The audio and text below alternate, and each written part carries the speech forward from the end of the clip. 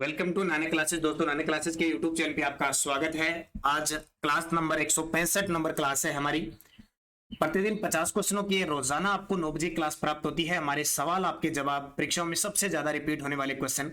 और आज इस क्लास में हम बहुत ही खास आरबीएससी की जो बुक है कक्षा 8, आरबीएससी कक्षा 8 की बुक है, उसका विश्लेषण करेंगे। और उसमें खास करके टॉपिक है जनगणना 2021, जनगणना 2011, उसकी चर्चा करने जा रहे हैं। क्योंकि आपने कांस्टेबल के अंदर देखा था, राजस्थान कांस्टेबल के जितने भी पेपर हुए हैं उन सब में जनगणना के क्वेश्चन पूछे हैं। तो जनगणना से क्वेश्चन खूब आ रहे हैं, इसलिए इस वीडियो में मैं चर्चा करूंगा जनगणना 2011, जो आरबीएससी क्लास 8 कक्षा 8 की क्लास में जो मैटर दिया है उस पर चर्चा करूंगा। स्टार्ट करें। वीडियो को लाइक शेयर जरूर कर देना। पहला प्रश्न देखिए, सन 2011 की जनगणना के अनुसार राजस्थान में अनुसूचित जनजातियों की जनसंख्या कितनी है? अनुसूचित जनजातियों की। अब देखो, कई विद्यार्थियों की समझ में नहीं आता अनुसूचित जाति और जनजाति। जाति एससी, जनजाति यानी एसटी, ठीक है, भील मीणा गरासिया। तो ये लगभग 13.5% है टोटल जनसंख्या का, 13.5%। ये याद रखना, इंपॉर्टेंट क्वेश्चन है 13.5, और सीधा सीधा अभी कांस्टेबल के एग्जाम में आया हुआ है। दूसरा प्रश्न देखो, सन 2011 की जनगणना के अनुसार राजस्थान में सर्वाधिक लिंगानुपात किस जिले में? सिंपल से ही प्रश्न आए हैं सारे जितने कांस्टेबल में। बस 2011 किया, 10 साल हो गए, 10-11 साल हो गए, ये जनगणना नॉर्मल पूछी जाती है। तो लिंगानुपात की बात करें तो सबसे ज्यादा लिंगानुपात डूंगरपुर का है 994, और सबसे कम किसका है? धौलपुर का 846। राजस्थान में देखिए लिंगानुपात क्या होता है? प्रति 1000 पुरुषों पर महिलाओं की संख्या राजस्थान की 928 है, तो ये याद रखना। और 0 से 6 आयु वर्ग में देखें तो 888 है, ये भी कांस्टेबल में आ गया। सन 2011 की जनगणना के अनुसार राजस्थान में 6 वर्ष से कम आयु के बच्चों का लिंगानुपात कितना है? ये सारी आरबीएससी की जो बुक है ना, आरबीएससी की बुक क्लास 8 की, उसके अंदर है ये मैटर। एक पार्ट और लेके आऊंगा कल, तो इसका उत्तर हो जाएगा 888। ये भी शायद 15 तारीख के पेपर में एक क्वेश्चन आया था। तो सुबह 7 बजे की करंट की क्लास और शाम 9 बजे राजस्थान जीके की क्लास, ये देखते रहना आप बढ़िया तरीके से। और मैंने एक और काम कर दिया है, राजस्थान करंट अफेयर्स की टेस्ट सीरीज और ऐप में शुरू कर दी है। आपको नानक क्लासेज ऐप डाउनलोड करना है, वीडियो के डिस्क्रिप्शन में भी लिंक है, और आप प्ले स्टोर में जाके भी कर सकते हो। Rajasthan current affair test series 2021-22 ₹49 में मिल रही है आपको। पूरा टेस्ट शेड्यूल के अनुसार है। जैसे हमने स्टार्ट कर दिया 18 मई से, ये शेड्यूल स्टार्ट कर दिया। सुबह 10 बजे टेस्ट होगा, 10 बजे के बाद आप कभी भी इसको अटेम्प्ट कर सकते हो 5 बार। और 2021 से मई 2022 तक फिलहाल है, और इस हर एक दिन छोड़ के टेस्ट होगा। और उसमें दे रखा है, सबसे पहले हमने स्टार्ट किया जनवरी 2021 से। पूरा कवर हो जाएगा, first grade, second grade, PTI, REET, Rajasthan के वीडियो मेंस है, लैब असिस्टेंट है, लाइब्रेरियन है, इसके अलावा वीडियो मेंस है, कंप्यूटर अनुदेश, सबके लिए बहुत ही शानदार है। तो इसका मौका मत चूकना। अगर ये निरंतर आप क्लास लेते रहे, ₹49 में कुछ नहीं है। देखो, महज 49-50 रुपए कुछ नहीं होता है, पूरी करंट आ जाती है। और इसमें इसकी बड़ी बात, 2021 और 22 की पीडीएफ फ्री है, उसको पढ़ के टेस्ट दे लेना चाहिए। जब जनवरी 2021 का दो तो उसमें जनवरी 2021 की पूरी डिटेल है, तो ये जरूर आप काम कर लेना। और पीडीएफ फ्री है, वैसे हम ₹50 में पीडीएफ देते हैं, तो यहां आपको फ्री मिल रही है। अगला क्वेश्चन, राजस्थान की एकमात्र जनजाति जिसे भारत सरकार ने आदिम जनजाति समूह सूची में शामिल किया है, आदिम जनजाति समूह की सूची में शामिल किया है, तो सारे जानते हैं हम कौन सी है? सहरिया। ये कहां रहती है? ये 12 के अंदर सहरिया जनजाति सबसे ज्यादा निवास करती है। आदिम जनजाति समूह सूची में शामिल है, किया गया है। लिंगानुपात से ऐसे क्या? देखिए, ये प्रश्न भी अब राजस्थान पुलिस में आया था। जनसंख्या घनत्व क्या है, साक्षरता क्या, लिंगानुपात, नॉर्मल सा प्रश्न पूछ लेते हैं। कईयों में तो ऐसे प्रश्न आए कि राजस्थान में जिले कितने हैं। 1-2 पेपरों में तो, पारी में तो ये क्वेश्चन तक आ गया कि राजस्थान में जिले कितने। तो प्रति 1000 पुरुषों पर स्त्रियों की संख्या लिंगानुपात कहलाती है। सन 2011 की जनगणना के अनुसार राजस्थान की कुल साक्षरता कितनी है? राजस्थान की कुल साक्षरता है 66.1%, जिसमें से पुरुष कितने हैं? 79.2% साक्षर है, और महिला साक्षरता कितनी है? 52.1%। राजस्थान के किस जिले में डामोर जनजाति निवास करती है? राजस्थान के किस जिले में डामोर डैश से डूंगरपुर, यानी डूंगरपुर, उदयपुर, बांसवाड़ा में करती है, लेकिन सर्वाधिक डूंगरपुर में। राजस्थान के किस जिले में सांसी जनजाति पाई जाती है? वही सांसी जनजाति जिसमें कुकड़ी रस्म प्रसिद्ध है, जिसकी 2 उपजातियां बीजा और माला। सांसी जनजाति भरतपुर क्षेत्र में सर्वाधिक पाई जाती है। सहरिया जनजाति कहां पाई जाती है? सह से सहरिया, सह से सिरोही मत कर देना, 12 में पाई जाती है। देखो, सहरिया पाई जाती है सबसे ज्यादा 12 में। जबकि ग्रासिया आ जाए, ग्रासिया जनजाति पाई जाती है सिरोही के अंदर। नॉर्मल प्रश्न है ये, कक्षा 8 आरबीएससी की बुक करवा रहा हूं, जिस प्रकार के प्रश्न है वही बता रहा हूं आपको। राज्य में सर्वाधिक नगरीय जनसंख्या किस जिले में पाई जाती है? नगरीय जनसंख्या, राज्य में सर्वाधिक नगरीय जनसंख्या कोटा में पाई जाती है। कहां पे? कोटा में पाई जाती है, ये ध्यान रखना। अब आपसे पूछ ले राजस्थान का सबसे बड़ा शहर कौन सा है? सबसे बड़ा शहर क्षेत्रफल में पूछ ले तो जयपुर है। कौन सा है? जयपुर। वैसे पूछ ले राजस्थान में क्षेत्रफल की दृष्टि से सबसे बड़ा जिला कौन सा है? वो जैसलमेर। शहर सबसे बड़ा पूछे जयपुर है। सन 2011 की जनगणना के अनुसार महिलाओं की साक्षरता कितनी है? सन 2011 की जनगणना के अनुसार महिलाओं की साक्षरता कितनी है? तो 52.1 या कह सकते हैं 52.12। पुरुष साक्षरता कितनी है? 79.2%। और राजस्थान की साक्षरता 66.1%।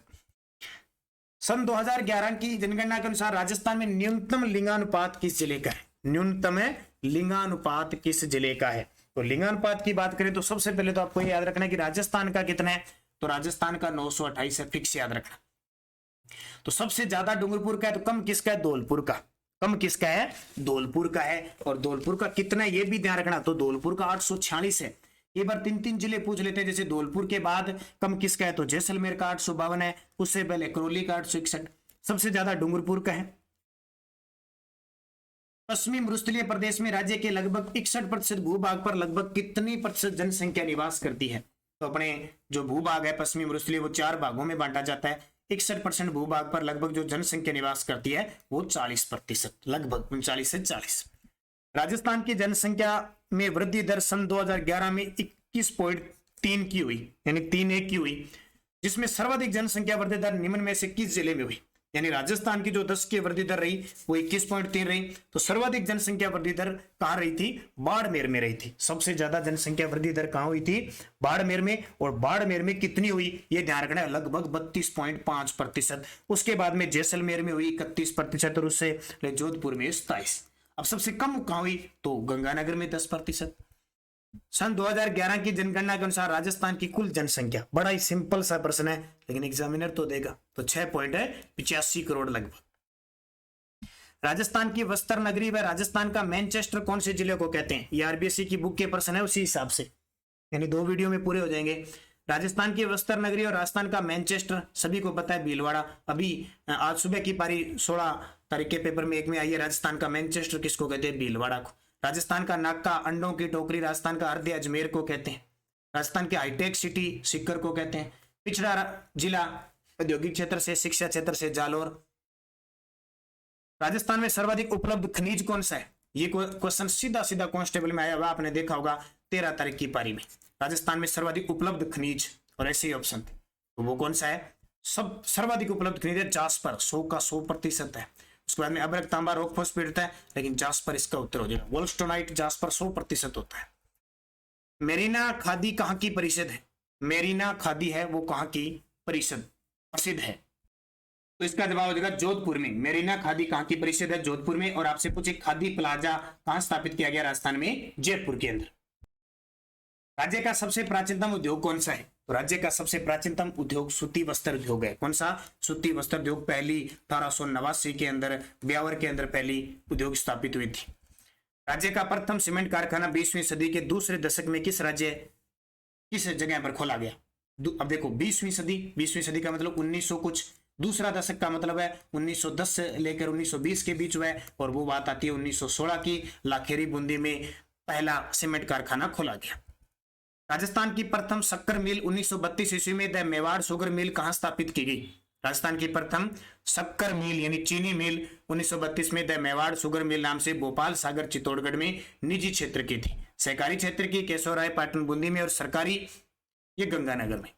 सीमेंट उत्पादन का भारत में अग्रणी राज्य कौन सा है? सीमेंट उत्पादन में भारत में अग्रणी राज्य है वो राजस्थान है, क्योंकि राजस्थान में सबसे ज्यादा सीमेंट के कारखाने हैं। और राजस्थान में सीमेंट नगरी किसको कहते हैं? चित्तौड़गढ़ को। सोने चांदी के आभूषणों व रत्नों के लिए विश्वविख्यात केंद्र कौन सा है? बड़ा ही प्रसिद्ध है भी। सोने चांदी के आभूषणों और रत्नों के लिए अपना जो जयपुर है वो प्रसिद्ध है। सीमेंट का कारखाना राजस्थान में कहां स्थित है? तो सीमेंट का कारखाना निम्बाहेड़ा, चित्तौड़गढ़ के अंदर स्थित है। ब्यावर में सूती वस्त्र मिल है। नीम का थाना सीकर में गणेश्वर सभ्यता है। निमराना अलवर के अंदर जापानी पार्क है। नमक उद्योग का कारखाना किस जिले में स्थित है? तो मैंने आपको एक दिन बताया था, नावा मंडी नागौर नमक उद्योग है, ठीक है, नावा मंडी नागौर के अंदर। राजस्थान में सबसे बड़ा सेज कौन सा है? तो राजस्थान में सबसे बड़ा सेज सीतापुरा जयपुर के अंदर। कहां पे? सीतापुरा जयपुर के अंदर। राष्ट्रीय मरु उद्यान किस जिले में है? देखिए बड़ा ही सिंपल सा प्रश्न है। राष्ट्रीय मरु उद्यान तो ये जैसलमेर में है। वैसे जैसलमेर प्लस बाड़मेर दोनों में फैला हुआ है। टोटल 3162 वर्ग किलोमीटर में ये फैला हुआ है। राजस्थान का सबसे बड़ा अभयारण्य है ये। ऊंट महोत्सव किस जिले का प्रसिद्ध? अभी बुक में इस प्रकार की क्वेश्चन है, उसी के अनुरूप करा रहा हूं। तो ऊंट महोत्सव बीकानेर का प्रसिद्ध। अब याद रखना, अब की बार 2022 में जो बीकानेर में ऊंट महोत्सव बनाया गया वो मार्च महीने में बनाया गया, ठीक है। जैसलमेर का मरु महोत्सव प्रसिद्ध है। जोधपुर का मारवाड़ महोत्सव प्रसिद्ध है।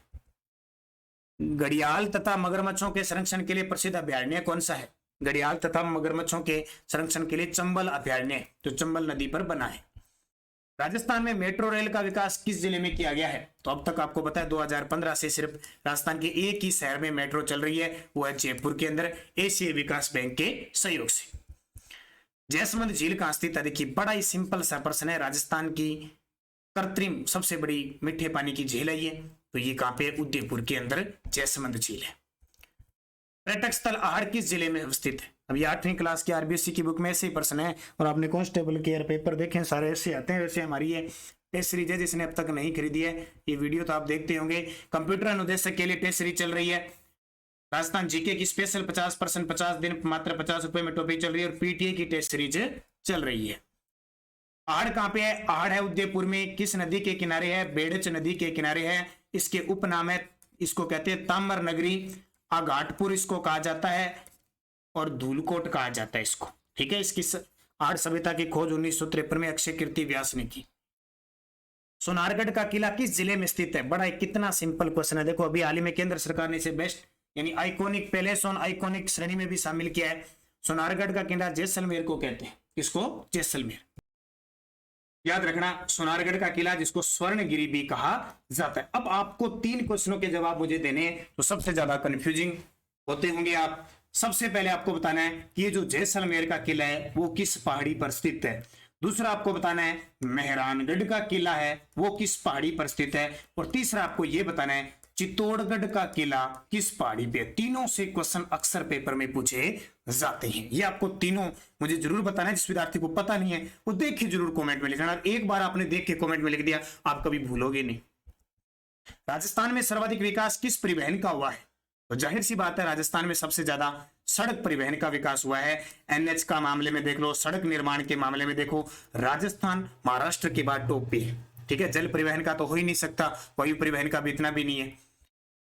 राष्ट्रीय राजमार्गों में कौन सी सड़कें शामिल होती है? एनएच। देखिए कक्षा 8 की आरबीसी की बुक है, 8वीं क्लास का जो बच्चा होता है उसका दिमाग कितना का काम करता होगा उसी के हिसाब से क्वेश्चन।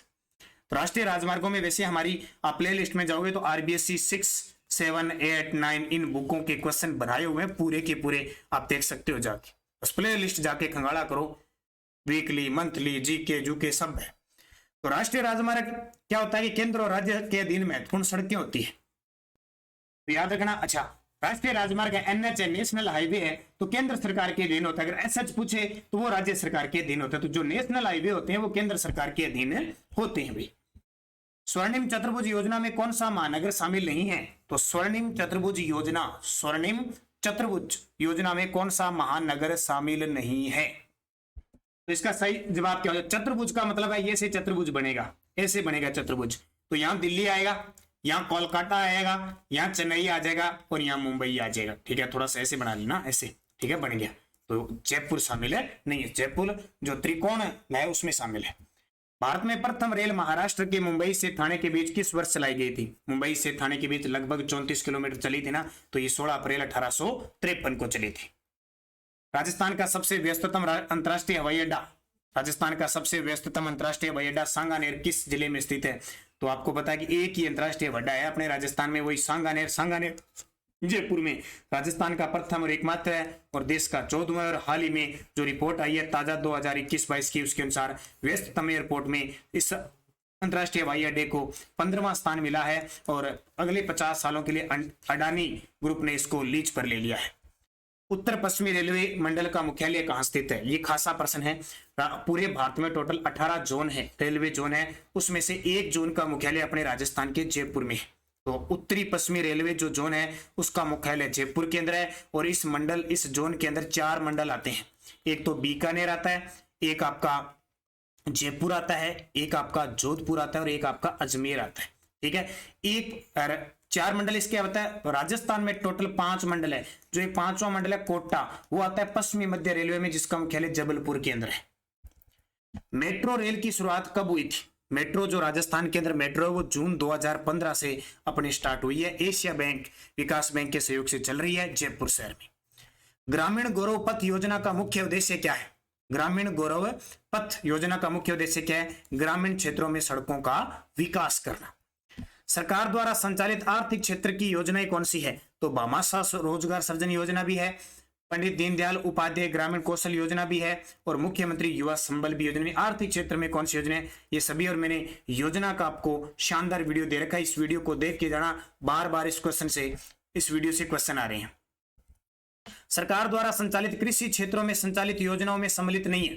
देखो, प्रधानमंत्री फसल बीमा योजना है, बिल्कुल। किसान कलेवा योजना भी है, राष्ट्रीय आयुष मिशन भी है, लेकिन मुख्यमंत्री युवा संबल योजना कृषि में नहीं है, क्योंकि इसके अंदर क्या होता है, पुरुष को 3500 रुपए और महिला को 4500 रुपए प्रति माह दिए जाते हैं। इसमें बेरोजगारी भत्ता, और यह भी कांस्टेबल में क्वेश्चन आया था। सतत विकास लक्ष्य में कितने लक्ष्य निर्धारित किए गए? ये बहुत इंपॉर्टेंट है। 2015 में निर्धारित किए गए थे और 2030 तक का एजेंडा लेकर चले हैं। इसमें 17 लक्ष्यों को निर्धारित किया गया है। आयुष्मान भारत योजना का संबंध किससे? देखिए कितना सिंपल सा क्वेश्चन है। आयुष्मान भारत योजना 2018 से शुरू हुई थी। ये किससे संबंधित है? स्वास्थ्य से। और राजस्थान में ये योजना आयुष्मान भारत स्वास्थ्य राजस्थान महात्मा गांधी योजना के नाम से चल रही है। सरकार द्वारा संचालित ग्रामीण विकास संबंधी योजनाएं कौन सी है? तो आदर्श ग्राम पंचायत योजना है, स्वच्छ भारत अभियान है, अटल भूजल योजना है। सारी की सारी पंचायत स्तर पर ग्रामीण विकास से संबंधित है। आईएम शक्ति फंड का संबंध किन योजनाओं से है?